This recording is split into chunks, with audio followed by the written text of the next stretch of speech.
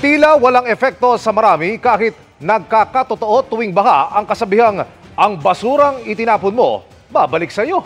Kaya ang isinusulong ng leader ng Metro Manila Council, mas mabigat na multa sa mga nagtatapon ng basura. Nakatutok si June Veneracion. Wala pang isang linggo mula ng huling linisin ng Metropolitan Manila Development Authority o MMDA ang bahaging ito ng San Juan River. Pero nang inspeksyonin kaninang umaga, balik na naman ang makapal na basura. 2 truck ng sari-saring dumi ang nakolekta sa lugar. Vicious cycle na po lilinisin namin and yet ganon pa rin.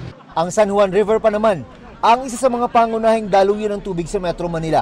Kapag ito'y nagbara, unang tatamaan ng baha ang 13 low-lying barangay ng lungsod ng San Juan. Isipin niyo po, naging isang malaking basurahan na ang ating San Juan River. May umiiral ng ordinansa sa San Juan kaugnay ng pagtatapon ng basura.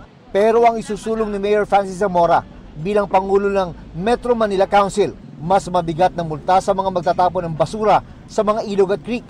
Depende po yan sa ating mga LGUs kung anong gusto nilang gawin. But if you're talking about the maximum amount, pwedeng initial, kumbaga yung first offense pa lamang 5,000 pesos na, and all succeeding offenses 5,000 ng 5,000.